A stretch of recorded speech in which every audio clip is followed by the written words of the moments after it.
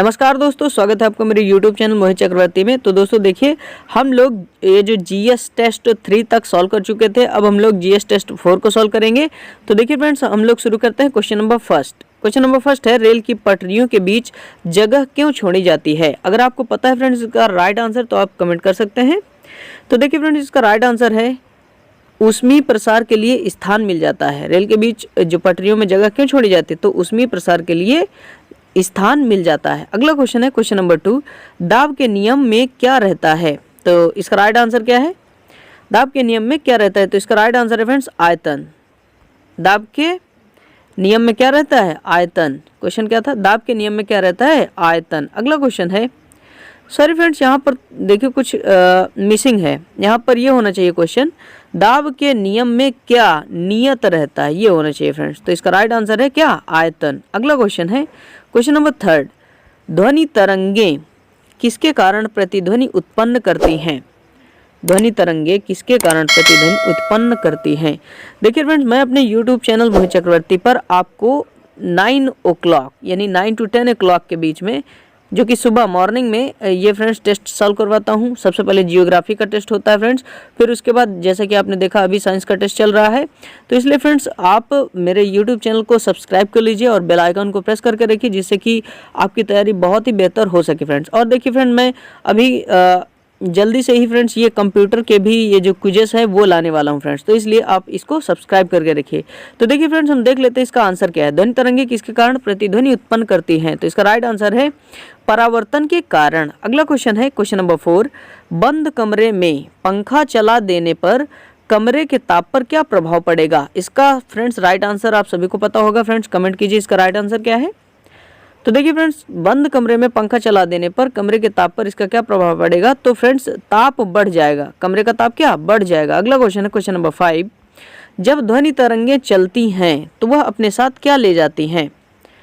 तो फ्रेंड्स इसका right answer है ऊर्जा ले जाती हैं। जब ध्वनि तरंगे चलती हैं तो वह अपने साथ क्या ले जाती हैं? ऊर्जा। अगला क्वेश्चन है क्वेश्चन नंबर 6, कौन से तापमापी पर ऋणात्मक तापमान मापे जा सकते हैं? कौन से तापमापी पर ऋणात्मक तापमान नहीं मापे जा सकते? तो इसका राइट आंसर है फ्रेंड्स केल्विन पैमाने पर। केल्विन पैमाने पर तापमापी कौन से तापमापी पर ऋणात्मक तापमान नहीं मापे जा सकते, यानी कि जो ऋणात्मक तापमान किस पर नहीं लिया जा सकता? तो केल्विन पैमाने पर। अगला क्वेश्चन है क्वेश्चन नंबर 7, ठोसों में अणुओं के बीच की दूरी कितनी होती है? तो ठोसों में अणुओं के बीच की दूरी फ्रेंड्स होती है 10 की पावर माइनस 10 मीटर। क्या? 10 की पावर माइनस 10 मीटर। अब इससे फ्रेंड्स आपको तुरंत याद आ गया होगा कि हम लोग जानते हैं या फिर आपने पहले पढ़ा होगा, ये जो 1 एंगस्ट्रॉम होता है, क्या 1 एंगस्ट्रॉम बराबर होता है 10 की पावर माइनस 10 मीटर। तो फ्रेंड्स हम अगला क्वेश्चन देख लेते हैं क्वेश्चन नंबर 8, डॉपलर प्रभाव किससे संबंधित है? वेरी सिंपल क्वेश्चन फ्रेंड्स, और आपको पता भी होगा। तो डॉपलर प्रभाव संबंधित है ध्वनि से। किससे? ध्वनि से। क्वेश्चन नंबर 9, किस विधि द्वारा ऊष्मा का संचरण तेजी से होता है? किस विधि द्वारा ऊष्मा का संचरण तेजी से होता है? तो राइट आंसर है फ्रेंड्स विकिरण विधि द्वारा। अगला क्वेश्चन है क्वेश्चन नंबर 10, ठोसों में ऊष्मा का संचरण किस विधि द्वारा होता है? ये रिपीटेड क्वेश्चन है। किस विधि द्वारा ऊष्मा का संचरण तेजी से होता है? और फ्रेंड्स यहाँ पर थोड़ा सा डिफरेंट है फ्रेंड्स, यहाँ पर ठोसों पर है। तो ठोसों में ऊष्मा का संचरण किस विधि द्वारा होता है?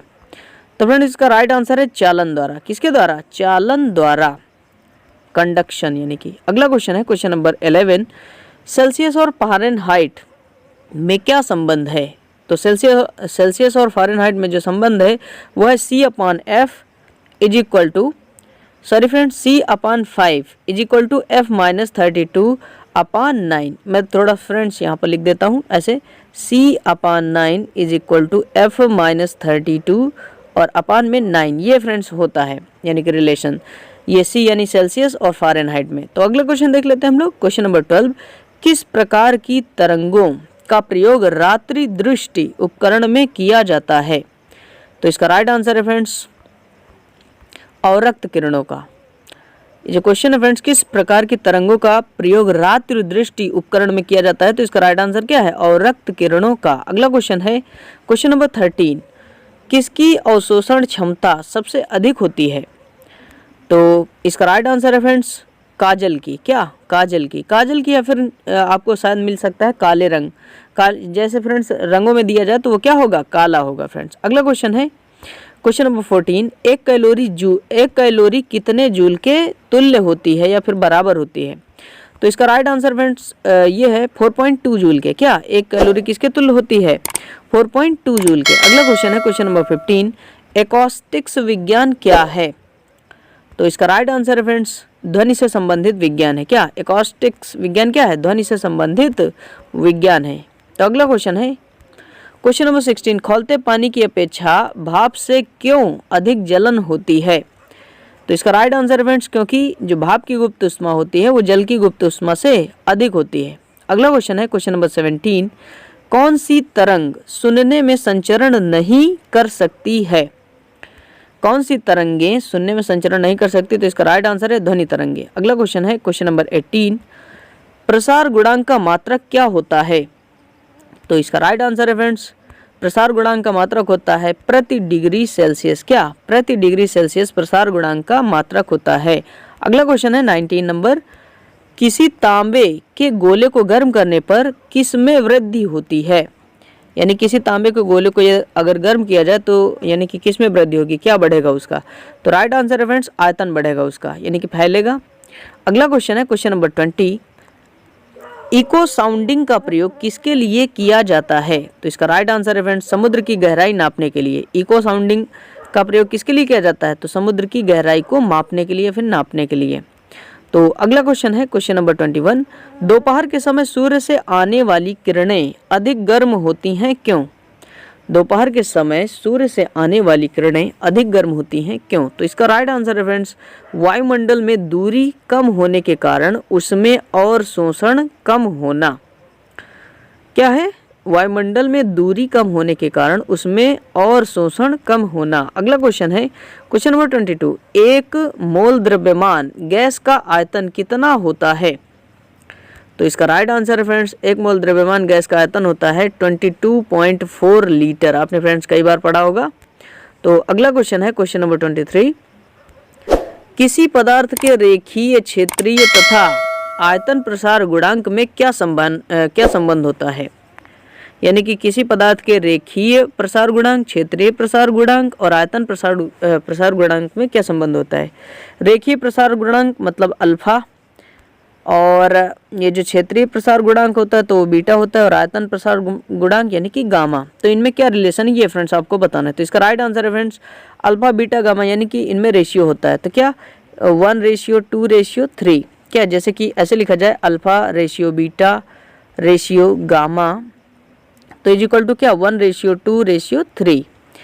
तो अगला क्वेश्चन देख लेते हैं हम लोग क्वेश्चन नंबर 24, धातु की एक आयताकार प्लेट में एक छेद कर दिया जाता है, उसे गर्म करने पर छेद पर क्या प्रभाव पड़ेगा? तो इसका राइट आंसर है फ्रेंड्स आकार बढ़ जाएगा। क्वेश्चन क्या था? धातु की एक आयताकार प्लेट में एक छेद कर दिया जाता है, उसे गर्म करने पर छेद पर क्या प्रभाव पड़ेगा? आकार बढ़ जाएगा।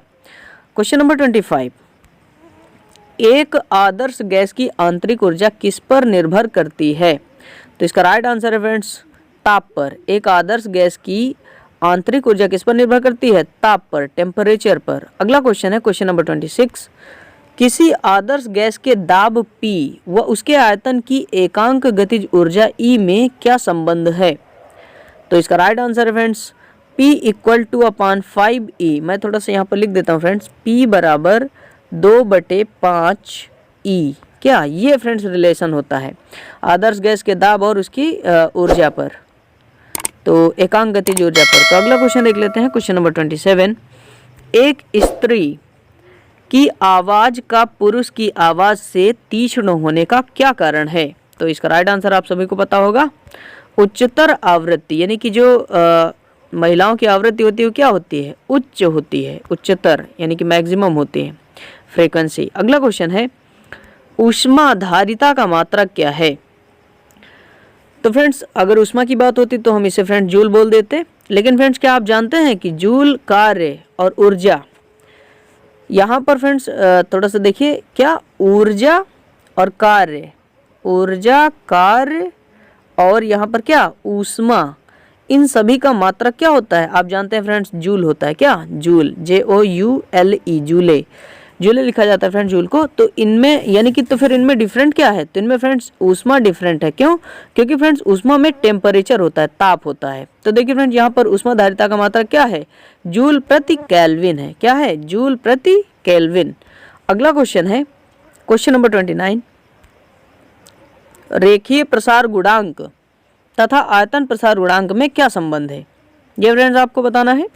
तो रेखीय प्रसार गुणांक और आयतन प्रसार गुणांक में ये संबंध होता है, यानी कि ये आयतन प्रसार गुणांक जो है वो रेखीय प्रसार गुणांक के 3 गुने के बराबर होता है, अर्थात gamma is equal to 3 into alpha. तो गामा क्या है फ्रेंड्स? यहाँ पर ये आयतन प्रसार गुणांक है और ये जो अल्फा है ये रेखीय प्रसार गुणांक है फ्रेंड्स। तो अगला क्वेश्चन है क्वेश्चन नंबर 30 और ये फ्रेंड्स लास्ट क्वेश्चन है। बॉयल के नियमानुसार क्या स्थिर रहता है?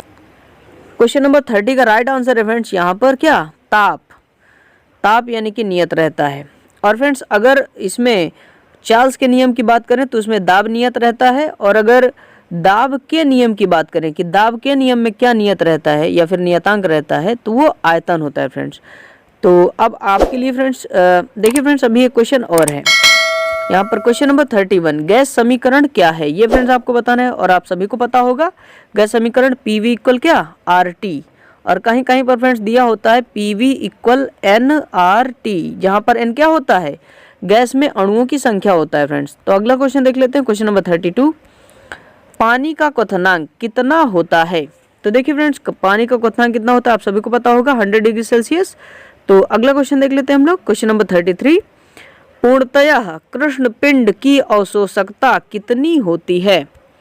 तो पूर्णतः कृष्ण पिंड की अवशोषकता होती है 1। क्या? 1। अगला क्वेश्चन है, किस ताप पर जल का घनत्व अधिकतम होता है? तो इसका राइट आंसर आप सभी को पता होगा। क्वेश्चन नंबर ये क्या? 4 डिग्री सेल्सियस। जो पानी का अधिकतम किस ताप पर जल का घनत्व अधिकतम होता है? तो क्या होता है? 4 डिग्री सेल्सियस पर। अगला क्वेश्चन है क्वेश्चन नंबर 35, बर्फ के गलन की गुप्त ऊष्मा क्या है? तो इसका राइट आंसर है फ्रेंड्स 80 कैलोरी प्रति ग्राम या फिर 80 किलो कैलोरी प्रति किलोग्राम। तो अगला क्वेश्चन देख लेते हैं है या नहीं। है फ्रेंड्स यहाँ पर question number 36, PV equal RT में R का आंकिक मान कितना होता है? ये फ्रेंड्स शायद ही आपको पता हो। अगर आपको पता है तो फ्रेंड्स आप कमेंट कर सकते हैं। PV इक्वल RT में जो R का आंकिक मान होता है वो क्या होता है?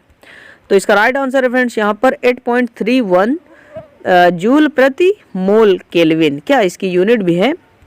यानी कि ये जो 8.31 जूल प्रति मोल केल्विन, ये क्या है? ये जो गैस नियतांक होता है PV इक्वल RT में जो R है इसका आंकिक मान है क्या? 8.31 जूल प्रति मोल केल्विन। अब फ्रेंड्स आप लोगों के लिए प्रश्न है। तो क्वेश्चन ये है, प्रकाश के किस रंग के लिए प्रकीर्णन सबसे कम होता है? फ्रेंड्स वेरी इंपॉर्टेंट क्वेश्चन है फ्रेंड्स, और कंफ्यूजिंग क्वेश्चन होते हैं ये। तो इसका आंसर आपको कमेंट करना है। क्या? प्रकाश के किस रंग के लिए प्रकीर्णन सबसे कम होता है? बैगनी, लाल, नीला, हरा। तो फ्रेंड्स मिलेंगे अगले, सबसे पहले तो जियोग्राफी टेस्ट के साथ मिलेंगे। तो फ्रेंड्स अगर आप लगातार इसी तरह से जियोग्राफी टेस्ट और ये साइंस के टेस्ट और कंप्यूटर के भी कुछ को सॉल्व करना चाहते हैं तो फ्रेंड्स चैनल को तुरंत सब्सक्राइब करिए। तो फ्रेंड्स मिलेंगे अगले टेस्ट के साथ, तब तक के लिए जय हिंद।